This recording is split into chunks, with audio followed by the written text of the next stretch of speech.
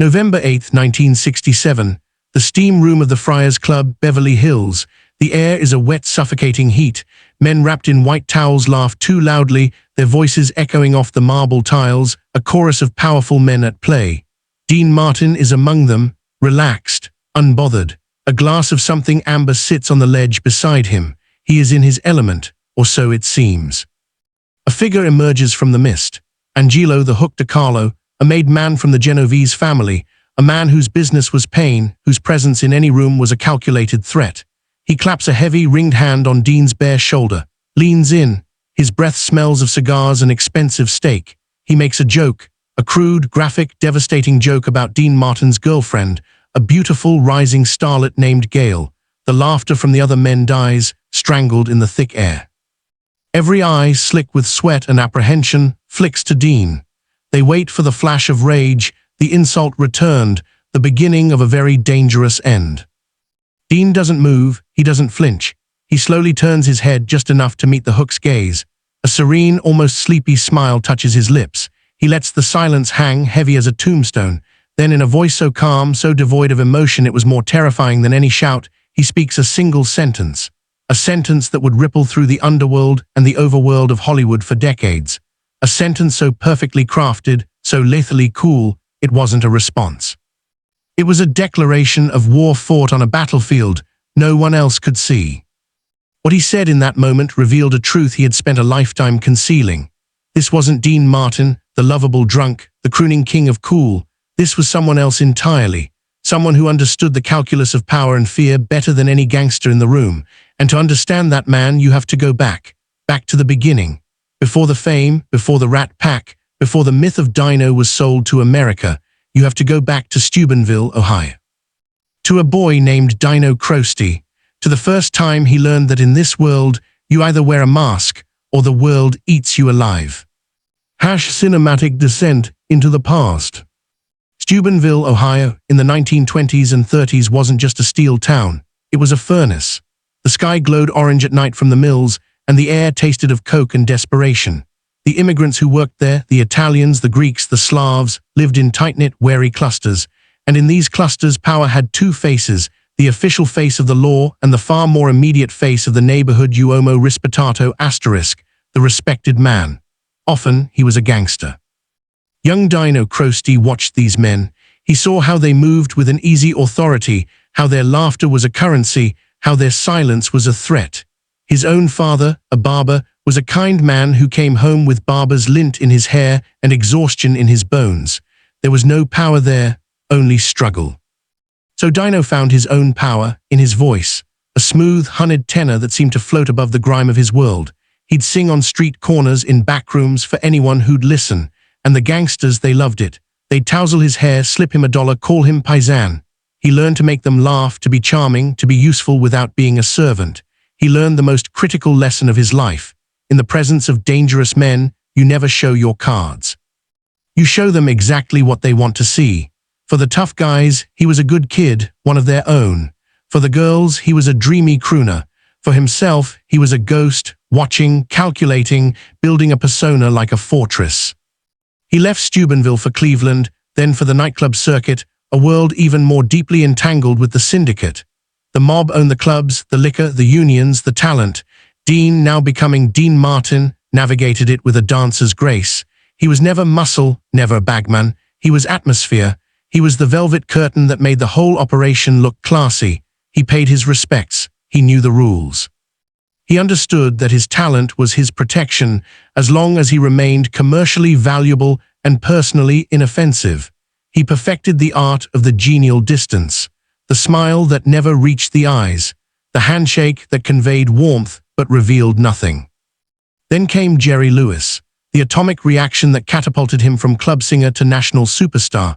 The world saw Martin and Lewis as chaos and calm, the id and the superego. But in the shadow of that madness, Dean's mask became more impenetrable. Jerry was all neurotic, vibrating energy, bleeding his insecurities onto every stage, every screen. Dean was the anchor, the straight man, the handsome one who just rolled his eyes at the madness. The public bought it completely. They saw a man so relaxed, so effortlessly cool, he was almost asleep. What they didn't see was the intense, watchful intelligence behind those half-lidded eyes. They didn't see the man managing the most volatile comedic talent on earth, negotiating their crippling contracts and fielding calls from club owners with certain affiliations who weren't happy with their percentages. Dean handled it all. He was the buffer between Jerry's chaos and the brutal, organized reality of show business. The mob liked Jerry because he made money. They respected Dean because he understood business. When the partnership exploded in 1956, it was the most public, painful divorce in entertainment history. The world took sides, and again, Dean's performance was masterful. He played the wounded, dignified partner moving on to a solo career. He never trash-talked Jerry in public. He just faded into a more sophisticated version of himself. The truth was far messier, a tangle of resentment, exhaustion, and financial brinkmanship. But Dean let Jerry be the tragic, sputtering comet. He would become the calm, steady star. And it was in this transition, as he built his new empire of records, films, and casinos, that he drew closer to a new kind of family, the Rat Pack, and to one man in particular, Frank Sinatra. Frank Sinatra didn't just have mob connections, he courted them, was fascinated by them, viewed them through a romantic, almost boyish lens of loyalty and power. Sam Giancana, the boss of the Chicago outfit, wasn't just an acquaintance. He was a friend who had a direct line to Frank's Palm Springs house. For Frank, the mob was an extension of his own mythology, the outsider who plays by his own rules. For Dean, it was a cold, hard fact of the industry he worked in. A utility. He didn't romanticize it, he managed it. This fundamental difference would sit at the heart of their brotherhood, a hairline fracture waiting for the right pressure to split. The early 1960s were the summit at the Sands. Dean, Frank, Sammy, Joey, and Peter ruling Las Vegas from the stage and the casino floor. The air crackled with a contagious, rebellious joy, but behind the scenes, the math was grim. The Sands Hotel was owned by men with very sharp suits and very short fuses. The performers were also shareholders, entangled in a web of profit, credit, and favor. Dean's role was pivotal. His name, his easy charm, made the high rollers feel comfortable losing fortunes. He was the casino's greatest asset, and assets have owners. It was during this time that Dean met Gail, a woman not from his world, but from the world of New Hollywood, young, vibrant, untainted by the old agreements and handshake deals. She represented something pure, a life away from the smoke-filled backrooms. Their relationship was, for Dean, a sanctuary, a secret garden he tried fiercely, and perhaps naively, to keep separate. But in the ecosystem of Dean's life, nothing was separate. Frank knew. The casino bosses knew.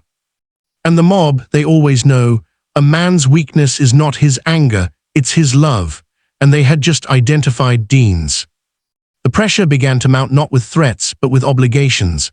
A favor for a friend of a friend, an invitation to a private party that couldn't be refused, a suggestion to invest in a new venture. Dean, the master deflector, began to find the walls of his carefully constructed maze closing in. Frank, ever the passionate advocate, would sometimes broker these requests, blurring the lines between friendship and facilitation. Dean would just smile that sleepy smile, pour another drink, and say, "Yeah, sure, pal." But the yesies were becoming harder to say. The distance in his eyes, always there, grew deeper, colder. He was a man living in a gilded cage of his own making, and he could hear the lock beginning to click. Then came the night of the Calneva Lodge, 1963, Frank's Jewel in Lake Tahoe, a resort famously co-owned with silent partners whose silence spoke volumes. Sam Giancana, banned from Nevada by the gaming authorities, was spotted on the grounds. It sparked a scandal that threatened everyone. The FBI was watching, the papers were sniffing. In the aftermath, Frank was furious, defiant, his world threatened. Dean's reaction was different. He was quiet, observant. He saw the cost of Frank's romantic entanglement with that world. He saw the chaos it invited. It was a lesson, a stark, clear lesson in the price of proximity. He started to pull back, almost imperceptibly. He began building a life in Beverly Hills that was a fortress, a beautiful, isolated fortress where he could control who entered. But in the world of the syndicate, a pullback is not seen as discretion. It's seen as disrespect. And that brings us back to the steam, the heat, the white towels, the Friars Club. Angelo DiCarlo wasn't just making a random, crude joke. It was a probe, a test of Dean's loyalty, of his current temperature. Was he still one of the boys, Or had the movie star, the Beverly Hills recluse, gone soft? Did he think he was above them? The joke about Gale was the perfect weapon. It targeted his sanctuary, his pride, and his public persona all at once. In front of an audience of peers, DeCarlo was offering Dean a choice. Laugh along and prove you're still ours, or show offense and reveal yourself as an enemy. The room held its breath. This was the moment the mask would have to slip. Would the real Dino Crocetti, the street-smart kid from Steubenville, finally show himself in anger, or would Dean Martin, the unflappable star, simply take the humiliation? He did neither. He turned, he smiled, and with that terrifying, placid calm, he looked the Hook dead in the eye and said, "Angelo, you talk about my girlfriend like that again, and I'm gonna tell everyone about the time you cried during the Sound of Music asterisk." The silence that followed was absolute, broken only by the drip of condensation from the ceiling. Then, a snort, a choked laugh from somewhere in the steam.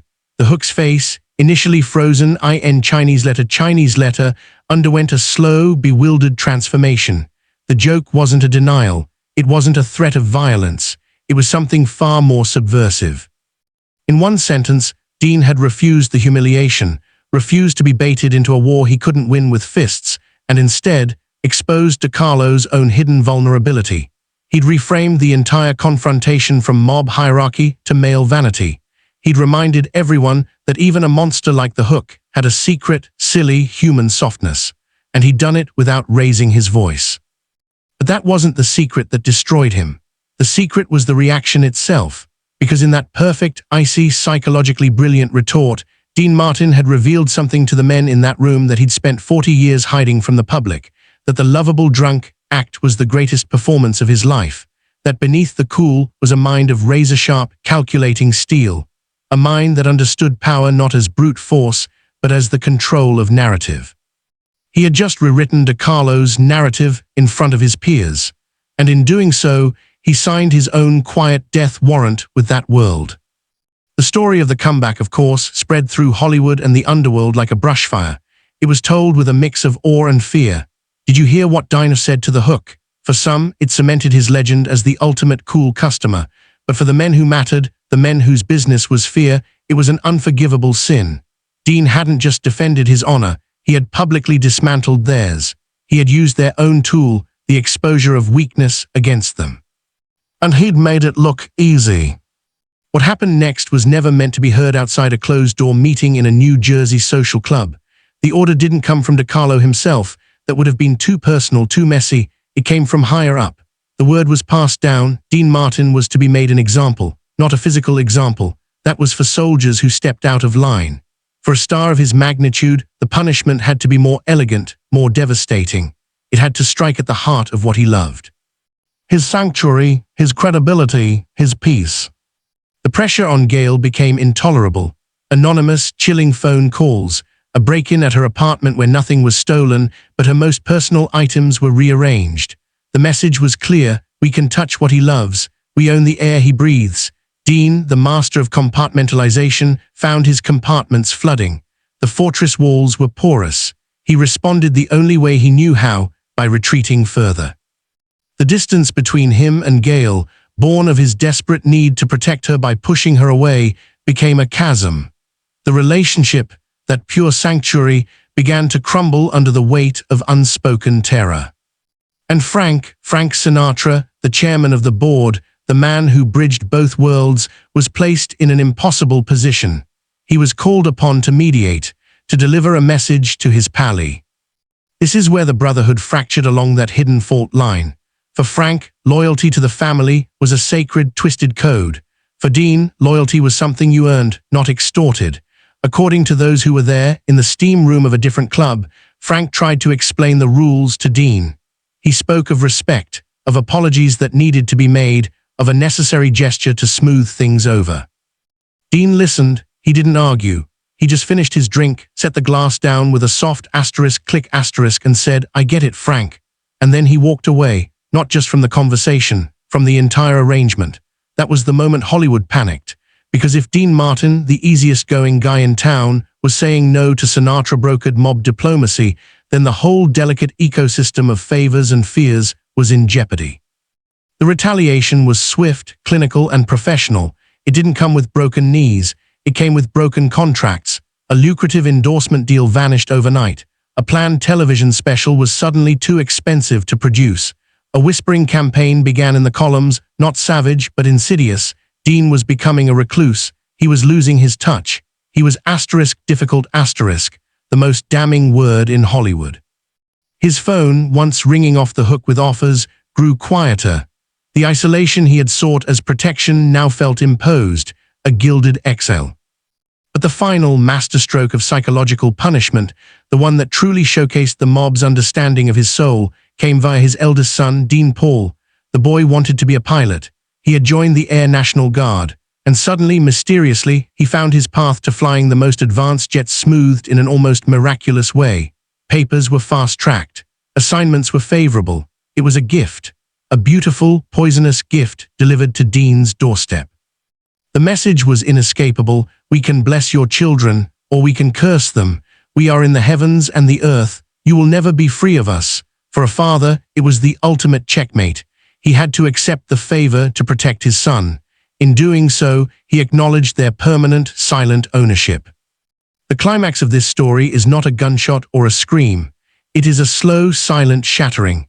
It happens years later, in the 1970s, in the living room of his cold, cavernous Beverly Hills mansion. The party is over. The guests are gone. The cameras are off. Dean Martin is alone, sitting in the dark, a bottle of scotch beside him that is more prop than necessity. He is watching an old kinescope of the Dean Martin show Asterisk. On the screen, he's laughing, mugging for the camera, pretending to be tipsy during a skit. The laugh track roars. The man in the chair watches his own ghost with empty eyes. This was the confession, not spoken to a reporter, not whispered on a tape. This was the confession he lived every single day for the rest of his life. The confession that the entire edifice of Dean Martin, the character America loved, was a prison he had built for himself to survive a world of wolves. The calm response in the steam room hadn't been a victory. It had been the final, glorious flare of Dino Crocetti's authentic self before he was buried forever. In that moment, he had chosen his dignity over his safety, his wit over his well-being, and he had paid for it with the last remnants of his peace. He had won the battle of wit and lost the war for his own soul. Every joke he told afterward, every lazy smile, everybody loves somebody sometime felt to him like a lie. The mob hadn't killed him. They had done something worse. They had made him a stranger to himself. The love he found with Gail and later with others was always haunted by the knowledge that to love him was to be put in the crosshairs. So he built walls not just to keep the world out, but to keep the danger in, contained within the hollow man he had become. Real tragedy, the heartbreaking truth whispered by the few who truly knew him in those later years, was that he missed Dino. He missed the sharp, street-smart kid from Steubenville who could have been anything. He missed the man who might have been if he hadn't had to spend every waking moment performing the role of the man who didn't have a care in the world. The calm response shocked everyone because it was the one fleeting glimpse of the real artist, the real mind, trapped inside the icon. And after that night, the door to that inner self was welded shut forever.